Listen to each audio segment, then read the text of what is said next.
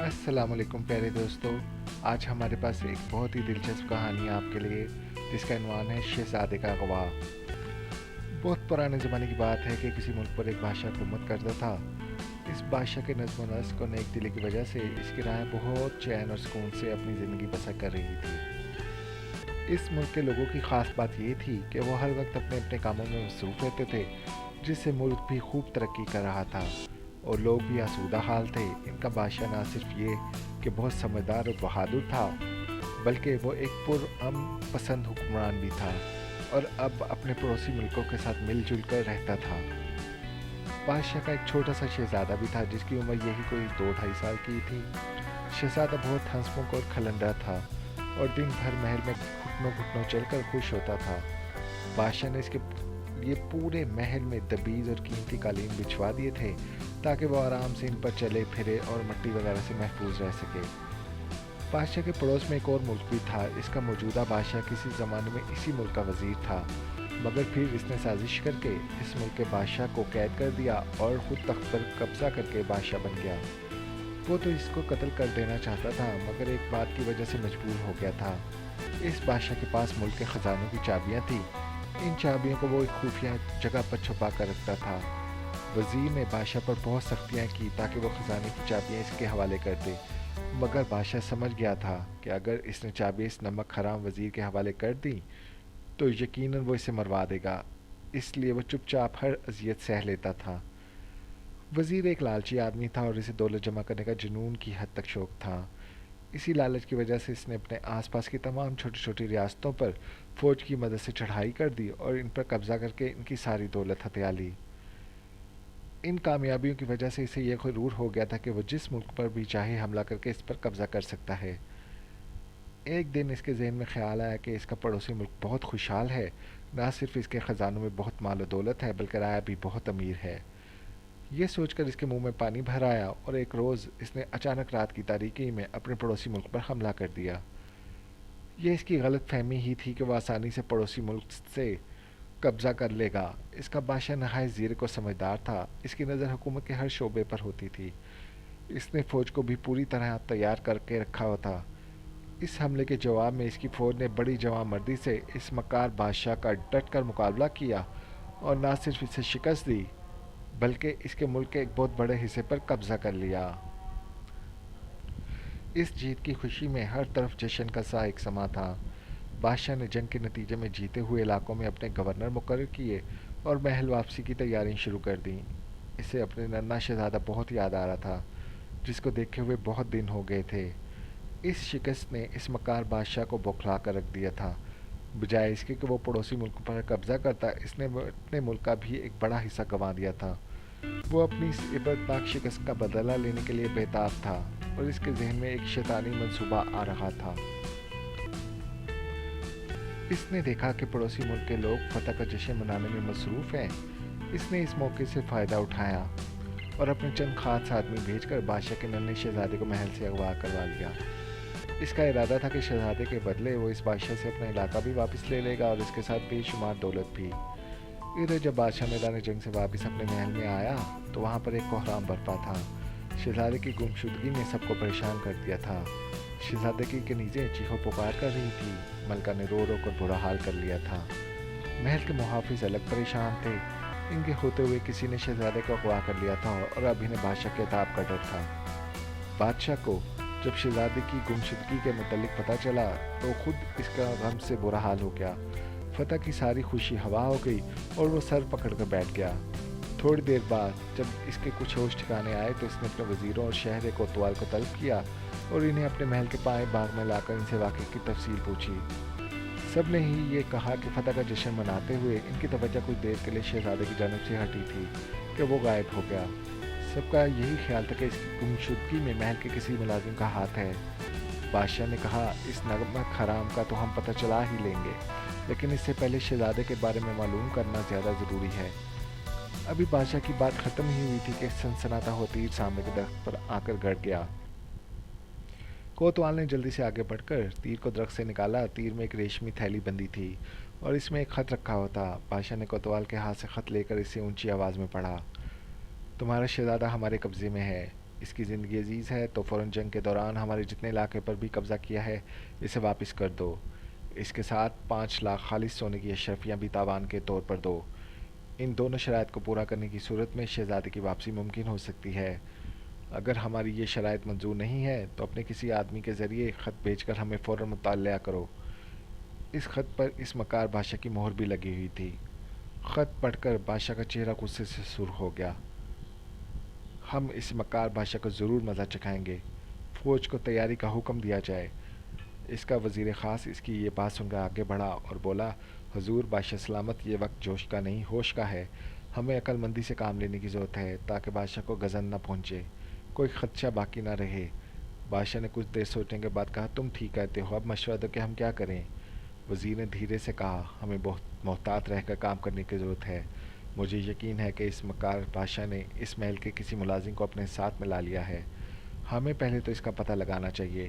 اس سے جو معلومات ہمیں ملیں گی اس کی روشنی میں ہم اپنا اگلا قدم اٹھائیں گے۔ بادشاہ کو وزیر کی یہ تدبیر پسند آ گئی۔ وہ واپس محل آیا، ملکہ کو تسلی دی اور سوچنے لگا کہ اب کیا کرے۔ محل کے اس بدنیت ملازم کا پتہ لگانے کے لیے اس نے کوتوال کو ہدایت دے دی تھی اور اس نے محل میں اپنے جاسوس پھیلائے تھے۔ کوتوال کا ایک 18 سال کا بیٹا تھا، اس کا نام دلاور تھا۔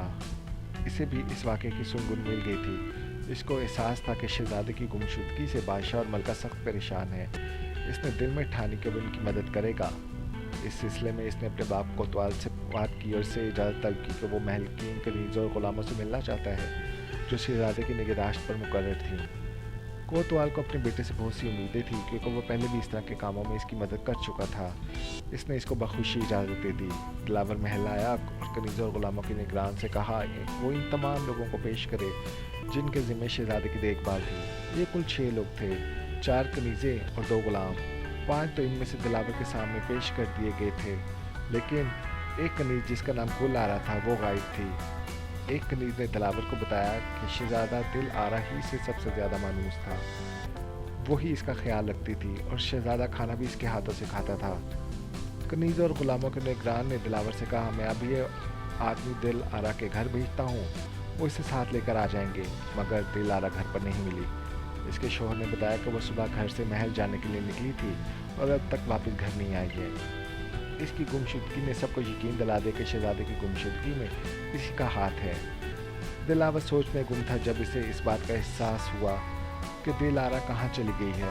اس نے شام تک اس سلسلے میں بہت بھاگ دوڑ کی مگر کوئی نتیجہ نہ نکل سکا۔ وہ سخت مایوس ہو گیا تھا۔ کچھ دیر بعد شاہی محل سے ایک ہرکارا آیا اور کوتوال سے کہا، اسے بادشاہ سلامت نے طلب فرمایا ہے۔ کوتوال نے دلاور کو بھی ساتھ لیا اور بادشاہ سلامت کی خدمت میں حاضر ہو گیا۔ دلاور نے سب سے پہلے آج پورے دن کی روداش بادشاہ کے سامنے گوشے گزار کی۔ بادشاہ نے کہا، ملکہ کی حالت ہم سے دیکھی نہیں جاتی۔ ننھے شہزادے کی جدائی میں انہوں نے رو رو کر برا حال کر لیا ہے۔ ہمارا فیصلہ ہے کہ ہم تمام علاقے واپس کر کے اور 5 لاکھ اشرفیاں ادا کر کے اپنے شہزادے کو اس مکار بادشاہ سے آزاد کروا لیں۔ اس سلسلے میں ہم نے ایک خط بھی لکھ کر اس پر اپنی شاہی مہر ثبت کر دی ہے۔ اب تم کسی ایسے بااعتماد آدمی کا بندوبست کرو جو اسے وہاں تک پہنچا کر ہمارا شہزادہ واپس لا دے۔ کوتوال نے کہا، بادشاہ سلامت، یہ کام بہت اہم ہے، اجازت ہو تو میں دلاور کو یہ کام سونپ دوں۔ مجھے امید ہے کہ وہ اس کو بہتر طریقے سے سر انجام دے گا۔ ہمیں کوئی اعتراض نہیں۔ اگر اس کام کے پیچھے دل آرا کا ہاتھ ہوا تو ہم اسے سخت سزا دیں گے۔ غداروں کے دل میں کوئی نرم گوشہ نہیں۔ بادشاہ نے غصے سے کہا اور اٹھ گیا۔ رات ہونے والی تھی مگر چونکہ معاملہ بہت اہم تھا اس لیے دلاور اور بادشاہ کا خط لے کر سفر پر نکل کھڑا ہوا۔ وہ اپنے گھوڑے کو سر پر دوڑاتا ہوا تیزی سے فاصلہ طے کر رہا تھا۔ ندی، نالے اور پہاڑوں کو عبور کرتا ہوا وہ آدھی رات کے وقت پڑوسی ملک کی حدود میں داخل ہو گیا۔ مسلسل سفر کی وجہ سے اس کا گھوڑا بہت تھکا تھکا سا نظر آنے لگا تھا۔ ایک جگہ اسے جنگل نظر آیا اور وہاں پر ایک ندی تھی۔ اس نے مناسب سمجھا کہ یہاں بیٹھ کر کچھ دیر خود کو بھی سستا لے اور گھوڑے کو بھی آرام کرنے دے۔ یہ سوچ کر وہ گھوڑا روک کر اس پر سے اتر گیا اور اسے پانی پینے اور گھاس چرنے کے لیے کھلا چھوڑ دیا۔ دلاور کو بھوک بھی لگ رہی تھی۔ اس نے تھیلے میں سے کچھ پھل نکالے اور انہیں کھاتے ہوئے جنگل میں آگے کی طرف نکل گیا۔ ابھی وہ کچھ دور ہی چلا تھا کہ اسے آگے روشنی ہی سی نظر آئی۔ اس کے ذہن میں فوراً خیال آیا کہ ہو نہ ہو یہ لوگ ڈاکو ہیں۔ وہ جھاڑوئیوں کی اوٹ لے کر کچھ اور آگے بڑھا۔ اس نے دیکھا وہاں اکیلا اور روشن ہے उस मुल्क के मक्कार बादशाह के कुछ सिपाही आपस में बातों में मसरूफ़ हैं। एक सिपाही कह रहा था, जल्दी करो, हमारे पहरे देने का वक्त शुरू हो गया है। हमने अगर मज़ीद देर की तो वहाँ पर पहरा देने वाले साथी नाराज़ होंगे। इसकी बात सुनकर सब जल्दी जल्दी उठने की तैयारी करने लगे और थोड़ी देर बाद वो सब वहाँ से रवाना हो गए। दिलावर हैरान था कि वो शाही सिपाही किस जगह पहरा देने की बात कर रहे हैं। इसे मामला कुछ पुरस्रार सा लगा। वो जल्दी से अपने घोड़े के पास आया, फिर एक मुनासिब फासला देकर खुद भी इनके पीछे चल पड़ा। करीब ही एक देहात था, आबादी से ज़रा हटकर। वहाँ एक बड़ी सी हवेली थी। इस हवेली के चारों तरफ तलवारों से ले शाही सिपाही इधर उधर पहरा दे रहे थे। दिलावर ने खुद को और घोड़े को कदआदम झाड़ियों के दरमियान छुपा लिया और कान लगाकर इनकी गुफ्तगू सुनने लगा। तुम लोगों ने आने में बहुत देर कर दी, पहरा देने वाले एक सिपाही ने मुंह बिगाड़ कर कहा। हम लोग खाना खाने लगे थे, इसीलिए देर हो गई। जाने हमारे यहाँ से कब जान छूटेगी, नए आने वाले सिपाहियों में से एक ने कहा। हमारे जासूस ने बताया है कि पड़ोसी मुल्क का बादशाह हमारे बादशाह की शराइत मानने पर राज़ी हो गया है। शहजादे को जल्द ही वापस कर दिया जाएगा। शहजादा रोता बहुत है, अगर वो कहीं साथ ना आती तो समझो मुसीबत आ जाती। छोटे बच्चे अगर रोने लगे तो इन्हें चुप करवाना बहुत मुश्किल काम होता है। दिलावर ने जवान की ये गुफ्तगू सुनी तो इसका दिल ज़ोर ज़ोर से धड़कने लगा। इसे पता चल गया था कि शहजादे को इस हवेली में कैद किया गया है। वो खामोशी से अपनी जगह से निकला। इसने दूर से एक पहाड़ी के टीले पर एक बड़े पत्थर से घोड़े की रास बांधी और दोबारा हवेली की तरफ चल दिया। हवेली के आसपास बहुत सारी झाड़ियाँ थीं। रात होने की वजह से तारीकी बहुत थी। ऊपर से आसमान में भी कोई चाँद नहीं था, काले काले बादल छाए हुए थे, इसलिए इसे देख लिए जाने का खदशा भी नहीं था।